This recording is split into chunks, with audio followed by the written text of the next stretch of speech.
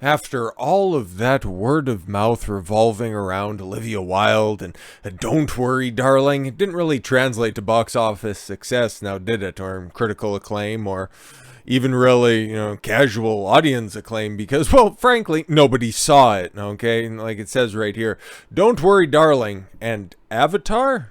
Didn't that shit come out in like 2008, for God's sakes? Like, no, they're re-releasing it in order to refresh everybody's memory. And probably shouldn't do that because that movie sucked a ton of dick. But they got it, to get you hyped for Avatar, the sequel. Very timely there, James Cameron. Okay, like normally you do pretty good when it comes to sequels. We'll have to see if you step up your game when it comes to this one. Okay, like, he's the guy behind Terminator 2 and Aliens. That shit was a long time ago, so we'll see how it ends up going, okay?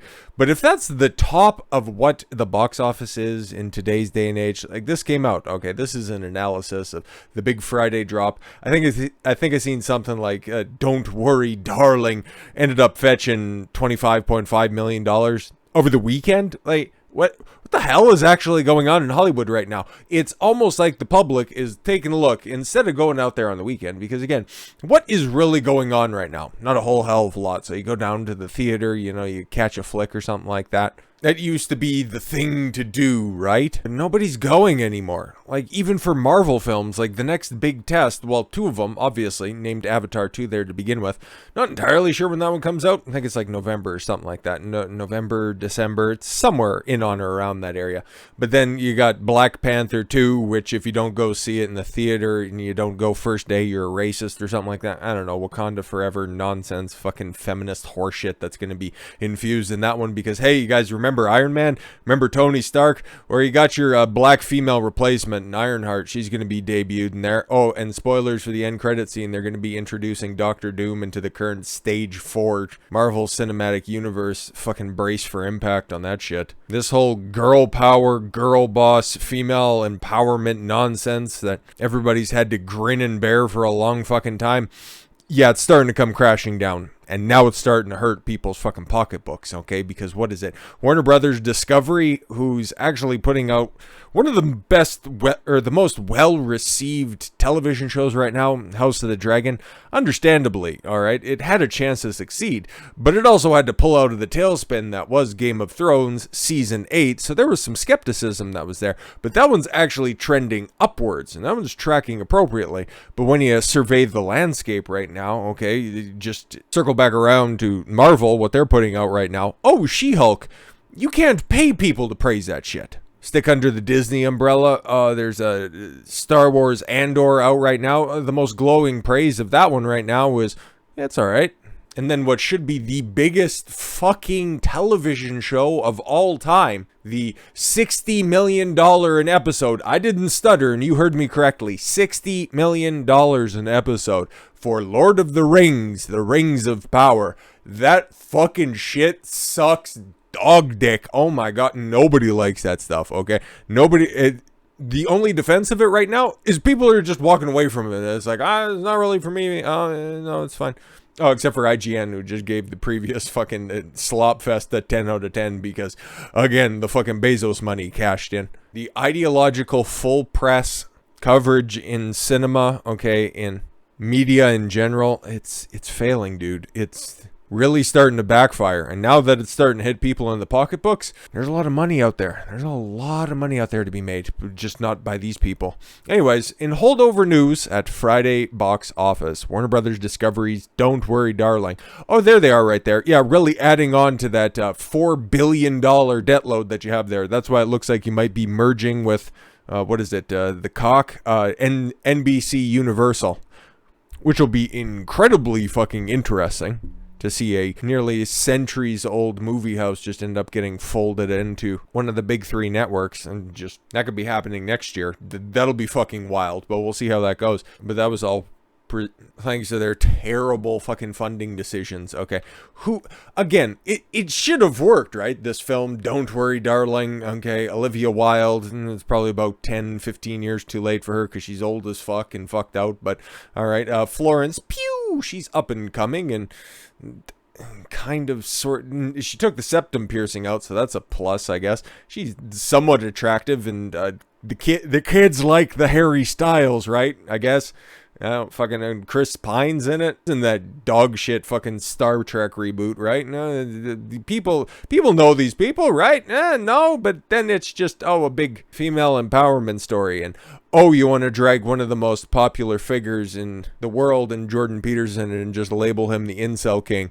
Really worked out well for you. Good job, stupid. So even if anybody wanted to give your fucking movie a shot, they just have an inkling of self-inflection. They'd just be like, I'll go elsewhere. But back to this. It took a hit from its mixed word of mouth. Mixed word of mouth. That's about the nicest way that you can say it. Or the people making the film, all the drama that surrounds it. Nobody wanted to touch that with Scotty Mendelssohn's dick. Oh, the cutie defender who, he actually liked that film on Netflix, who wrote this article. And mixed and negative reviews. Oh yeah, it's almost like it's, dog shit. Earning just $2.35 million, down 75%. On Friday. That points to a $7.41 million weekend gross. Wow. So that $25.5 million, it opened up last week. Okay. And then Olivia Wilde, the strong female showrunner, ended up running her mouth about how nobody's coming to see her fucking film.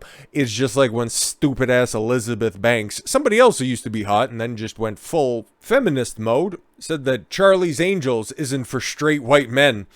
Who, Charlie's Angels, that show from the 70s that was marketed and sold on its sex appeal of the attractive women. It's not for men.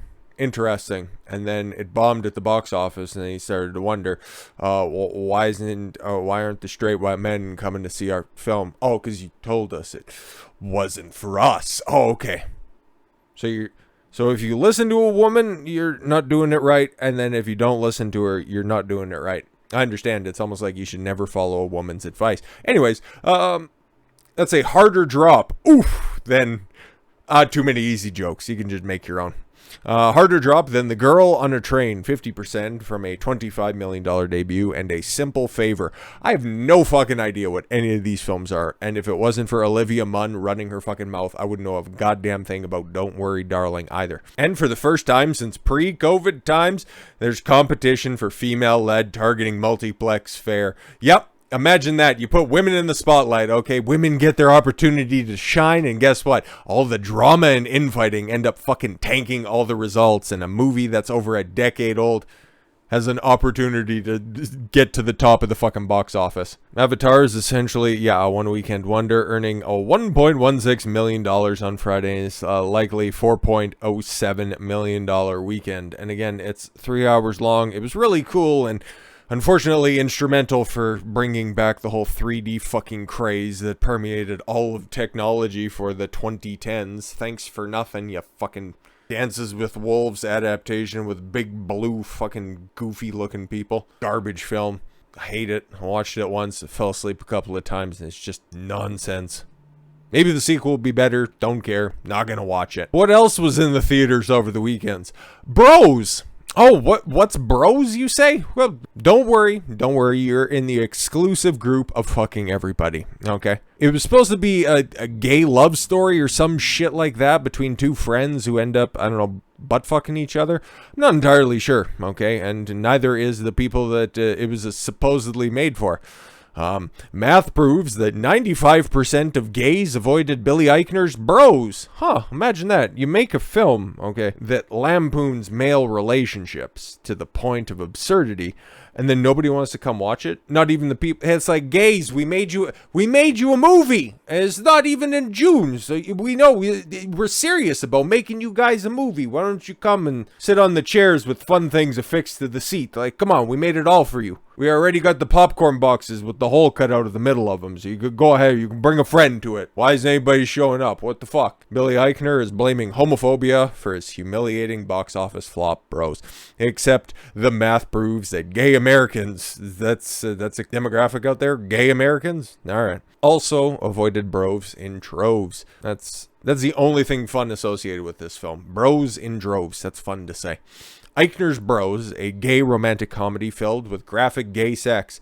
I wonder why nobody was attracted and wanted to go see that. Outside of gay men, nobody likes that type of Nobody likes to view that type of activity. Women don't find it attractive. Straight guys definitely don't find it attractive. Fuck, most dudes that like porn, okay, don't even like to see the dick in it. That's always the old hack joke. So why did you think that this would be popular, okay? It's again, it just goes to show you that all of these people are so fucking out of touch. And now we're getting to that point where they're reaching peak ideological narcissism, while at the same time society's apathy is starting to crest that same mountain. So we are in for quite the face-off right now, and I think we know where this is going to end up ultimately going. Eichner's Bros, a gay romantic comedy filled with graphic gay sex, was given a wide release. Yes, bend over and open up. Of 3,350 theaters. Jesus fucking Christ, it went everywhere like AIDS! With a $25 million production budget and a marketing budget that must have at least tripled that. Even still, okay, it's a third of your standard Marvel movie fare, okay? So even if it costs $50 million, okay, $60 million to make, because you can normally just double the budget, okay? But even still, Universal treated Bros like it was a rom-com starring Sandra and Hugh. Oh, okay. Like your typical rom-com, you know, except for a lot of dicks swinging around. Additionally, woke critics lifted this sucker to a 91% fresh at Rotten Tomatoes. That just goes to show you how productive and relevant Rotten Tomatoes critic score is, at least. I think overall, Lord of the Rings, Rings of Power, its audience score, even with thousands more reviews on it, still sitting at a nice cozy 39%. Nothing sus about that at all whatsoever, nope. Bros opened up in 4th place with a humiliated $4.8 million. Imagine that. And who's the spiteful, spoiled Eichner blaming? Homophobes and the red states. Oh, okay, cool. Except for it opened up in over 3,300 theaters. A lot of those would be in cities, which are normally Democrat run, so maybe nobody just wanted this. How about that? Oh, he had some tweets. How adorable. Even the glowing reviews, great Rotten Tomato scores and the cinema score, straight people, especially in certain parts of the country, just didn't show up for Bros. And that's disappointing, but it is what it is. Everybody who isn't a homophobic weirdo should go see Bros tonight. I don't think so. You will have a blast. Yes, a hot, salty blast right between the cheeks. And it is special and uniquely powerful to see a particular story on a big screen, especially for queer folks who don't get this opportunity often. Literally, motherfucker, in every goddamn fucking production, every single fucking advertisement, there is representation for the fucking alphabet community, so you can't feed us this nonsense any longer. Yeah, man, we could continue to break down everything, but the long and short of it is, about 500,000 people ended up seeing this fucking nonsense. It'll be jettisoned right out of the fucking cinema to make room for, well, nothing, okay? And that's the problem, okay? Now that we're finally in October, which is just weird to think of, but we are here after all, and they've tallied up all the tickets that are there, and they swept out, or well, actually didn't really have to because nobody went to the fucking cinema in September. Box office endures worst September in 26 years. Fucking films are dying on the vine. Domestic ticket shares are projected to come in at $328 million for the month. The last time it was that low, and you can, take out 2020 when all the fucking cinemas were slam shut. Okay, obviously. Yeah, the last time shit was that low, don't even have to adjust for inflation. 1996, okay, when people were sat at home just watching what the NWO was doing over on WCW. I don't even know what maybe Hollywood Reporter will break down what the fuck was actually in the theater in 1996, because I bet you, if you just do a cost analysis on this one, I'm sure all of the films that went through the cinema in September of 1996 combined didn't even cost $326.7 million, okay? Those were probably all profitable films that came out, as opposed to the ones that came out this year, $328 million. That's a little better than what Thor ended up costing. Okay, I don't even know if that's still in the theaters. Nobody's seen that shit. after the second week. After a summer boom, domestic box office revenue for September 2022 plummeted to a projected $328.7 million, the worst showing for a month in a quarter century, according to ComScore. The last time it was that low, excluding 2020, was in September of 1996. September 2021, ticket sales even managed to clock in at 367 million, thanks to Marvel's Shang-Chi and the Legend of Ten Rings. Pop quiz: if you've seen it, what do you remember of that film? Okay, you don't even need to fill in. This isn't a call to action, okay? Don't fill it in the comment section. I'm not going to fucking look at it or anything like that. That was just to test your own memory. If you were, I don't know, actually wanting to see that fucking nonsense, nobody references that film. It was fucking garbage, okay? The only thing that anybody remembers is when one of the actors came out and said, oh, it's so nice to finally see Asian representation on the screen. And at that time, you could simultaneously hear Jackie Chan reenact the meme that made it into everybody's comment section, okay? The whoo, and Bruce Lee turning in his fucking grave. So yeah, no, it was so great to finally see Asian representation on the screen. Okay. September 2022 downturn was due to a dearth of high-profile all-audience event titles. Oh, okay, cool. There's a flush of backlog of products to stack in the deck during the March and July corridor. Moviegoers surged in the much-needed vote of confidence for the theatrical experience. Top Gun Maverick released on Memorial Day, and I think you can probably still go down to the cinema to end up going to see that. Jurassic World Dominion, wow, that came and went. Doctor Strange and the Multiverse of Madness, let me throw up for a second, and Minions: The Rise of Gru. That was not expected to take off. Neither was, Top Gun Maverick, but nobody thought it would make that much. But Doctor Strange, though, ended up ultimately underperforming. And where's Thor on that one? That's one of those tentpole things that is supposed to be out there. Oh, right, but that one also horrifically underperformed. It's the drought after the feast. Oh, yeah? Even though everything outside of Maverick and Minions, for whatever reason, performed well under expectation. Jurassic World Dominion, I just have no desire in seeing that. There's, again, 6 Jurassic World Park films, and only one of them's worth seeing, because all I hear about those Jurassic World films is that they're dumb fun. Well, at least the first one was dumb fun, and then the second one was retarded, and this one, I don't know, needed constant helmet and supervision. But the good news is that September 2020 marks the end of an anomaly in the trend. Oh, okay. With September 2023 boasting The Equalizer 3, The Nun 2, I knew that there was one Equalizer, right? That was Denzel Washington, right? I didn't know there was a second one. The Nun 2, okay. And of course, the next blockbuster installment of Deadpool. Sure, that'll come right out. But you can continue to make the exact same arguments over and over and over again. Well, there's just no tentpole franchises movies that were coming out this time. That's why we have a quarter decade low. Okay, it's not that my progressive movie it's terrible on all fronts. Okay, the critics really like it. It's just the homophobic public that just don't want to see it. Oh, what's that? I decided to slander the most prominent figure when it comes to self-improvement, and I just called him an Incel King, and nobody wanted to see my fucking film. I just can't believe it. The audience is wrong on this stuff. It's a time for inflection for Hollywood. They're obviously never going to do this. This is just going to require other people to do great things in spite of this fucking nonsense. Because again, who's really, okay, if you take the obvious, race hustle that's out of that, okay, is anybody really looking forward to Black Panther? Probably not.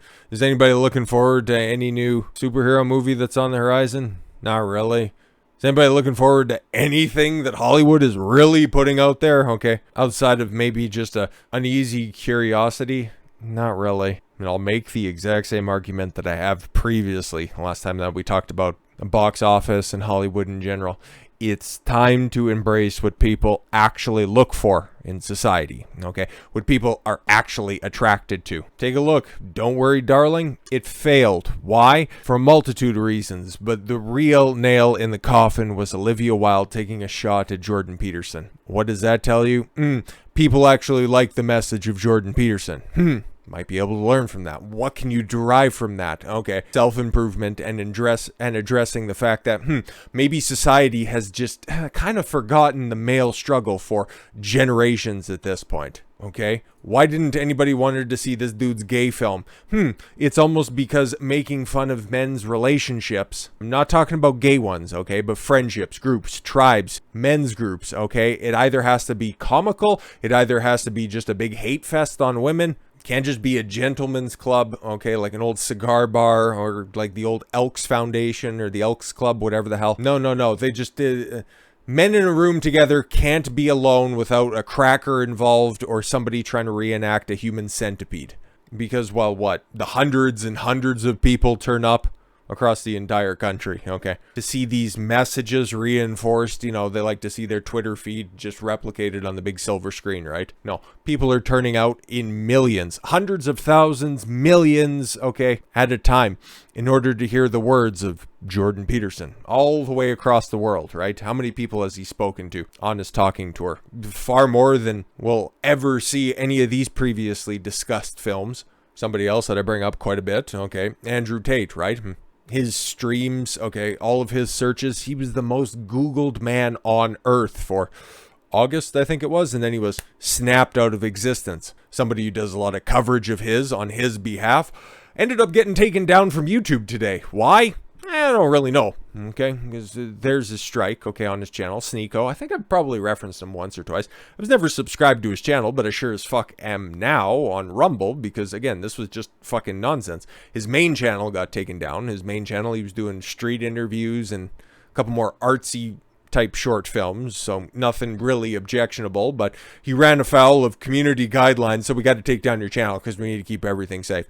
And then his live streaming channel, the one that, you know, he's kind of known a little bit more for, at least recently, okay, because he took it from the beginning of the month, or, no, sorry, not the beginning of the month, but the beginning of the summer. It had, I think, in honor around 100,000, and he was just about to crack 900,000 at the beginning of this month, and then now, all of a sudden, gone. He had a couple of strikes on there, okay, one for the jab misinformation, right, whatever the fuck that ultimately means. And then another one, I think he was talking about 9/11 or something like that. Anyways, yeah, he ended up getting a strike on that, and the other one as well. But then, like, if you're a YouTube creator, and you talk about the shit that I like to talk about and these guys like to talk about, you're very, very used to seeing that type of email from YouTube, okay? But normally, it involves a little graphic that shows you the guy with the little cards if you've ran afoul of, you know, a strike or community guidelines. And it's like, we've taken down your content because we found it objectionable, ran afoul of the medical misinformation, election misinformation, harmful guidelines, hateful or harmful conduct, whatever the fuck that they want to do, okay? And then they'll tell you that taking it down, and it's either affects your channel in a certain way, but this one right here, it's lacking any substance. It doesn't say what you ended up running afoul of. Otherwise, it's just simply community guidelines. And you know what that tells me right there? You know, that also tells Sneako, and I know he's going to be on Fresh and Fit here in a little while anyway, so I'll be listening to that in some form or fashion at a later date because I got shit to do, and I got work to do anyway. So that just tells me that, unlike Hollywood, guys like Andrew Tate, guys like Sneako, they're over the target when it comes to what's actually drawing the attention of people out there, okay? Hollywood lost that touch a long fucking time ago. They've been message over substance for, I can't even put a timeline on it, okay? For the vast majority of the 21st century, we can say that for sure. And streamers, content creators online, they're getting far more eyeballs, far more traction, far more influence on society, and that's why they're scared. That's why they silence one end, hoping that, oh yeah, they'll just get rid of that, okay, and then they'll just substitute it in with an old form of entertainment delivery, okay, and with a message that they rejected a long time ago, only in search of something that's meaningful, something that's actually going to be a benefit to their life. Yeah, that shit ain't gonna fucking work. So yeah, if anything of mine ends up getting taken down or you don't see me for a day or so, I'll be over on Rumble. I'm always going to be over there. I'm always going to be putting up fucking content every single day. I'm not nearly as big as anybody else that I've been talking about, okay? Those are top tier when it comes to relevance in society, but I'm going to be doing my part because I can see this as plain as day, and hopefully you can as well. So with all that said, thank you all very much for the gift of your time. I've been Don Consuelo. I want you to follow your gut and get after it. Take care, everyone.